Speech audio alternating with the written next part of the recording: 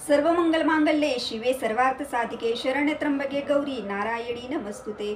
सर्व स्वामी सेवेकरांना मार्गशीर्ष महिन्यातल्या गुरुवारच्या खूप मार्गशीर्ष महिन्याला सुरुवात झालेली आहे आणि मार्गशीर्ष महिन्यामध्ये गुरुवारला खूप विशेष महत्त्व आहे. मार्गशीर्ष महिन्यातला पहिला गुरुवार हा होऊन गेलेला आहे आणि आता मार्गशीर्ष महिन्यामधले जे दुसरा, तिसरा आणि चौथा असे 3 गुरुवार राहिलेले आहेत. तर ह्या तिन्ही गुरुवारपैकी एखाद्या गुरुवारी तुम्ही हा उपाय नक्कीच तुमच्या घरामध्ये करा. लक्ष्मी प्राप्तीसाठी आणि आपल्या घरामध्ये आलेली लक्ष्मी स्थिर राहण्यासाठी हा सोप्पातला सोप्पा एक 11 लवंगांचा उपाय मी तुम्हाला आजच्या व्हिडिओमध्ये सांगणार आहे. चॅनलवर नवीन असाल तर चॅनलला लाईक करा, शेअर करा, नक्की सबस्क्राईब करा. चला आता व्हिडिओला सुरुवात करूया. मार्गशीर्ष महिना म्हटल्यानंतर मार्गशीर्ष महिन्यामध्ये माता लक्ष्मीची आणि भगवान विष्णूची सेवा करण्यासाठी हा पूर्ण महिना खूप पवित्र मानला गेला आहे. या महिन्यामध्ये विशेषतः गुरुवारला खूप महत्त्व आहे. मार्गशीर्ष महिन्यातल्या गुरुवारी जेवढी पण आपल्याला माता लक्ष्मीची सेवा करता येईल, माता लक्ष्मीचे सेवेतील उपाय करता येईल, भगवान विष्णूंची सेवा करता येईल, तेवढीच सेवा करा. कारण ह्या दिवसामध्ये आपण ज्या सेवा करत असतो त्या सेवा ह्या खूप फळदायक असतात. तर ज्याप्रमाणे आपण मार्गशीर्ष महिन्यातले गुरुवारचे व्रत करतो, प्रत्येक सुवासिनी महिला, कुमारिका मुली किंवा काही व्यक्ती ज्यांना उपवास करण्याची इच्छा आहे ते प्रत्येकजण मार्गशीर्ष महिन्यातले गुरुवारचे उपवास करतात. मार्गशीर्ष महिन्यातल्या गुरुवारच्या उपवासाला आपण जेवढे माता लक्ष्मीसाठी लक्ष्मीला प्रसन्न करता येईल तेवढं तुम्ही प्रसन्न करा. माता लक्ष्मीच्या आवडीच्या वस्तू तिला अर्पण करा. आणि ह्याचमध्ये तुम्हाला 11 लवंगांचा मी विशेष प्रभावीशाली हा उपाय आहे की प्रत्येक महिलेनं आपल्या घरामध्ये गुरुवारी हा उपाय नक्कीच करा. तुम्ही हा माझा जर व्हिडिओ थोडा लेट बघितला असेल, दुसऱ्या गुरुवारी जरी तुम्हाला शक्य झालं तर दुसऱ्या गुरुवारी तुम्ही उपाय करा. तुम्हाला तिसऱ्या गुरुवारी जर उपाय करणं शक्य झालं, तिसऱ्या गुरुवारी केला आणि लास्टचा गुरुवारी जरी तुम्ही हा उपाय केला तरी चालेल. उपाय अगदी सोपा आहे, जास्त खर्च करण्याची सुद्धा गरज नाही. फक्त आणि फक्त आपल्या महालक्ष्मीला म्हणजेच आपली जी कुळदेवी असते ना, आपली कुलदेवी किंवा आपली जी लक्ष्मी म्हणजे आपण गुरुवारी जी माता महालक्ष्मीची पूजा करतो, लक्ष्मीला प्रसन्न करण्यासाठी आपल्या घरामध्ये आपल्याला 11 लवंगाचा उपाय महिन्यातल्या गुरुवारची आपण प्रत्येक महिला ही आतुरतेने वाट बघत असतो. कारण हिंदू धर्मामध्ये बघा, मार्गशीर्ष महिना हा खूप पवित्र म्हणजे श्रावण महिन्यासाठी इतकाच पवित्र मानला गेला आहे. आणि ह्या मार्गशीर्ष महिन्यामध्ये गुरुवारला विशेष महत्त्व आहे. यासाठी आपला आवडता दिवस जसा आपला स्वामींचा दिवस आहे गुरुवार, आणि हा गुरुवार भगवान विष्णूंना सुद्धा समर्पित आहे. आणि ह्या दिवशी मार्गशीर्ष महिन्यातल्या गुरुवार म्हणजे माता लक्ष्मीचा गुरुवारचं व्रत सुरू होत असतं. माता लक्ष्मीची जेवढी सेवा करणं, उपासना करणं ते करता येईल तेवढी करा. कारण आपल्या घरामध्ये अखंड लक्ष्मी नांदावी, आपल्या घरामध्ये आले लक्ष्मी स्थिर राहावी. धनलक्ष्मी, धान्यलक्ष्मी ह्या ज्या 8 लक्ष्मी आहेत त्या आपल्या घरामध्ये निरंतर वास कराव्या. यासाठी आपल्याला आपल्या घरामध्ये हा 11 लवंगाचा उपाय करायचा आहे. तर आता बघा, लवंग ही सर्वांना आपल्या घरामध्ये आपल्या जे मसाल्याचे पदार्थ असतात त्यामध्ये लवंगा उपलब्ध असतात. जी लवंग आपण घेणार आहे ना, ती लवंग अख्खी घ्यायची, अखंड लवंग घ्यायची. ती कुठंही तुटलेली किंवा त्याचा एखादा कंटका उडलेली अशी लवंग आपल्याला अजिबात घ्यायची नाहीत. हे तुम्ही काळजी घेऊनच लवंगा घ्या. 11 लवंगा ह्या आपल्याला अखंड लवंगा घ्यायच्या आहेत. 11 लवंगा घेतल्यानंतर आपल्याला काय करायचं, तर एखादी वाटी घ्या किंवा तुमच्या घरामध्ये डिश असेल तर ती डिश घ्या. त्याच्यामध्ये ह्या 11 लवंगा तुम्ही ठेवते. आपल्याला पूजा ज्या ठिकाणी आपण मांडलेले आहे तिथे आपल्याला बसायचं आहे. बसण्यासाठी आपल्याला आसन घ्यायचं आहे. त्यानंतर आपल्याला काय करायचं, तर आपल्या देवघराजवळ दिवा, धूप, आरती सर्व लावून घ्यायची. आपल्याला आपल्या देवीच्या माताजवळ सुद्धा लावून घ्यायची आहे. नमस्कार करायचा. आणि त्यानंतर आपल्याला काय करायचं, तर आपल्या जे गुरुवारची कहाणी हे जे पुस्तक आहे बघा, त्या पुस्तकामध्ये महालक्ष्मी अष्टक आहे. आता गुरुवारच्या पुस्तकामध्ये महालक्ष्मी अष्टक आहे, गुरुवारची कहाणी, गुरुवारचं महात्म्य, हे एक छोटंसं पुस्तक आहे जे आपण दर गुरुवारी यातली कहाणी पठण करत असतो. त्याच पुस्तकामध्ये महालक्ष्मी अष्टकम आहे आणि महालक्ष्मी अष्टकमच्या नंतर फलश्रुती सुद्धा आहे. तर आपल्याला उपाय काय करायचा आहे, तर बघा, आपल्या घरामध्ये आपल्याला हा उपाय करायचा आहे.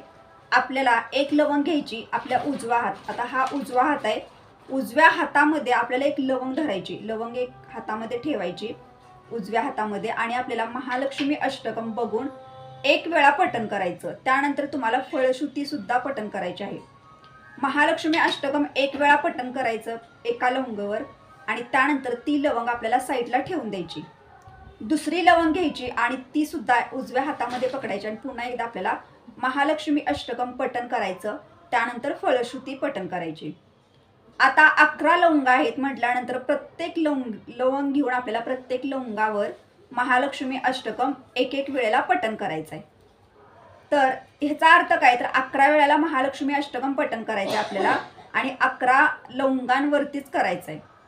ह्या 11 लवंगा आपल्याला एकत्र हातामध्ये घेऊन पठण करायचं नाही, तर प्रत्येक लवंगावर आपल्याला वेगवेगळं महालक्ष्मी अष्टकम पठण करायचं आहे. एक लवंग घेतली, महालक्ष्मी अष्टकम पठण करायचं, त्यानंतर फळश्रुती. दुसरी लवंग घेतली, त्यानंतर सुद्धा महालक्ष्मी अष्टकम पठण करायचं. तिसरी लवंग घ्यायची, त्यानंतर सुद्धा उजव्या हातामध्ये घेऊन महालक्ष्मी अष्टकम पठण करायचं. असं आपल्याला 11 लवंगा घ्यायची, प्रत्येक लवंग वेगवेगळी घ्यायची आणि प्रत्येक लवंगावर आपल्याला महालक्ष्मी अष्टकम पठण करायचं आहे. हे सर्व पठण केल्यानंतर गुरुवारी करायचं आणि गुरुवारीच ती लाल कापडामध्ये गुंडाळून आपल्या सोनं आहे किंवा पैसे आहेत त्या ठिकाणी सुद्धा तुम्ही ठेवू शकता किंवा तुम्ही तुमच्या देवघरामध्ये सुद्धा ठेवू शकता. आता हे उपाय केल्यानंतर काय करायचं तर आता बघा, ह्या लवंगांचा आपण आपल्या घरामध्ये उपाय केला. ही सेवा अतिशय प्रभावशाली सेवा आहे आणि गुरुवारी आपण मार्गशीर्ष महिन्यातल्या गुरुवारी सेवा आपल्या घरामध्ये करायची आहे. तर ही सेवा केल्यानंतर बघा, आपल्या घरामध्ये ना महालक्ष्मी अष्टकम हे गुरुवारी पठण होणं खूप महत्त्वाचं आहे. महालक्ष्मी अष्टकम हे जेव्हा आपण पठण करतो त्यावेळेला आपण आपल्या माता लक्ष्मीची सेवा करत असतो, उपासना करत असतो आणि ते महालक्ष्मी अष्टकम जेव्हा पठण करत असतो तेव्हा आपण तिची स्तुती करत असतो. त्यावेळेला तिच्यापर्यंत आपली पूजा ही नक्कीच पोचते. पूर्ण मार्गशीर्ष महिना संपेपर्यंत आपण त्याच जागेला ही वस्तू ठेवायची. जे आपण लवंगांचा उपाय केला असतो ते आपण त्याच जागी ठेवायची. पूर्ण मार्गशीर्ष महिना त्याच जागी ती हलवायची नाही. मार्गशीर्ष महिना ज्या दिवशी संपणार त्याच्या दुसऱ्या दिवशी आपण ती वस्तू काढून घ्यायची. ज्या आपण 11 लवंगांचा उपाय केला होता ती वस्तू काढून घ्यायची आणि त्यातली प्रत्येक लवंग ही आपण खाऊन घ्यायची. ह्याच्यावरती आपण प्रभावी माता लक्ष्मीचा उपाय केलेला असतो की आपल्या घरामध्ये लक्ष्मी स्थिर राहावी, आपल्या घरामध्ये लक्ष्मी. त्यातील प्रत्येक लवंगेवर आपण उपाय केलेला असतो. यासाठी प्रत्येक लवंग ही आपण खाऊन घ्यायची आहे. तुम्ही आज एक लवंग खावा, दुसऱ्या दिवशी एक खावा, असं तुम्ही 11ही लवंग आपल्याला खाऊन घ्यायचे आहे. ह्या लवंगा खाल्ल्यामुळे आपल्या शरीरात कोणत्याही प्रकारचा साईड इफेक्ट होणार नाही. कारण लवंगा हे आपल्या शरीराला सुद्धा एक शुद्धीकरण करत असतात. बघा, लवंगांमुळे सुद्धा आपल्या शरीराला एक उष्णता मिळत असते, ऊर्जा मिळत असते. आणि ज्या लवंगावर आपण एवढा प्रभावशाली उपाय केला असतो त्या लवंगा आपण जेव्हा खाणार त्यावेळेला आपल्या मनामध्ये सुद्धा एक सकारात्मकता निर्माण होते. आपल्या मनामध्ये सुद्धा एक आपल्याला म्हणजे काम करण्याची इच्छा होते की मी काम करते, म्हणजे एक ऊर्जा निर्माण होते आपल्या मनामध्ये. जरी तुम्ही हे स्वतः खाऊ शकता किंवा तुमच्या घरामध्ये तुमची मुलगी असेल, तुमचा मुलगा असेल किंवा तुमच्या घरामध्ये ज्या पण व्यक्ती असतील त्या व्यक्तींना जरी प्रत्येकाला एक एक लवंग जरी खाण्यास दिली तरी सुद्धा चालू शकते किंवा तुम्ही स्वतः जरी ह्या 11 लवंगा खाल्ल्या तरी चालेल. पण लवंगा ह्या आपल्याला ज्या लवंगांवर आपण उपाय केले त्या लवंगा आपल्याला मार्गशीर्ष महिना संपल्यानंतर आपल्याला त्या खाऊन घ्यायच्या आहेत. आता इथपर्यंत तुम्हाला मी माहिती सांगितली. तर आता हा उपाय घरामध्ये का करायचा बघा. महालक्ष्मी अष्टकम हे खूप महत्त्वाचं आहे.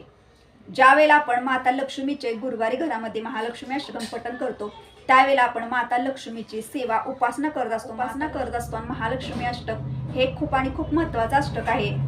जेव्हा आपण माता लक्ष्मीची स्तुती करत असतो त्यावेळेला माता लक्ष्मी आपल्याला प्रसन्न होते आणि ह्या दिवशी माता लक्ष्मीच्या आवडीच्या वस्तू म्हणजेच लवंग, आपल्या कुळदेवीला सुद्धा लवंग ही विशेष प्रिय आहे. माता लक्ष्मीला सुद्धा लवंग विशेष प्रिय आहे. यासाठी आपल्या घरामध्ये आपण 11 लवंगांचा प्रभावी उपाय नक्कीच गुरुवारी मार्गशीर्ष महिन्यातला करा. ज्या वेळेला आपल्या घरामध्ये बघा, आपण खूप वेळेला असं होतं की आपल्या घरामध्ये ना आलेला पैसा म्हणजे आपण जे पण काम करतो, जेव्हा काम करून पैसा घरी येतो तो पैसा पुरवठ येत नाही. याचा अर्थ काय तर घरामध्ये लक्ष्मी स्थिर राहत नाही.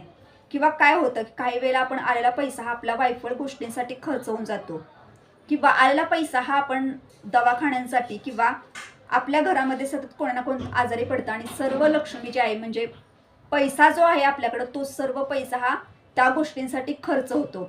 किंवा काही वेळेला बघा, काही वेळेला आपल्याला अशी अडचण येते की आपण आधी खूप श्रीमंत असतो, आपल्या घरी गडगंज संपत्ती असते, आपल्या घरी 4-5 गाड्या असतात, आपल्या घरी सोनं नाणं असतं, पण आपल्यावर एक वेळ अशी येते की आपल्याला ह्या सर्व वस्तू ह्या एका कारणामुळे किंवा आपल्याला असा अतिशय वाईट प्रसंग येतो की त्यावेळेला आपल्याला हे सर्व जे सोनं चांदी जे पण असेल तुमच्याकडं गाडी ते सर्व आपल्याला विकायला लागतं. ह्याचा अर्थ काय असतो तर आपल्या घरामध्ये आलेली लक्ष्मी जी असते त्या लक्ष्मीचा काही कारणांमुळे आपल्याकडनं अपमान झालेला असतो आणि आपल्या लक्षात येत नाही. आणि ज्या वेळेला लक्ष्मीचा अपमान ज्या घरामध्ये होतो त्या घरामध्ये लक्ष्मी कधीही स्थिर नसते. यासाठी देवानं आपल्याला जेवढं पण दिलेलं आहे त्यामध्ये समाधान मानायचं आणि आपण नेहमी प्रामाणिकपणेच कष्ट करून पैसा कमवायचा. कारण प्रामाणिक मनाने किंवा प्रामाणिकपणे आपण जेव्हा काम करतो तेव्हा ती लक्ष्मी जेव्हा आपल्या घरी येते ती लक्ष्मी आपल्या घरामध्ये अखंड वास करते, आपल्या घरामध्ये निरंतर वास करते. यासाठी लक्ष्मीचा कधीही आपल्या घरामध्ये अपमान होणार नाही. घरामध्ये लक्ष्मीचा सन्मान होतो त्या घरामध्ये सुद्धा लक्ष्मी स्थिर राहते. ज्या घरामध्ये महिलांचा सन्मान होतो त्या घरामध्ये आलेली लक्ष्मी ही निरंतर वास करत राहते. तर हा आजच्या व्हिडिओमध्ये मी तुम्हाला 11 लवंगांचा जो उपाय सांगितला तो लवंगांचा उपाय तुम्ही नक्कीच करा. उपाय तुम्ही दुसऱ्या गुरुवारी करू शकता, तिसऱ्या गुरुवारी करू शकता किंवा लास्टचा गुरुवार जरी केला तरी चालेल. तर तुम्हाला जर हा व्हिडिओ आवडला असेल तर लाईक करा, शेअर करा, नक्की सबस्क्राईब करा. भेटूया आता नेक्स्ट व्हिडिओमध्ये. पण सर्व स्वामी सेवेकरांना श्री स्वामी समर्थ.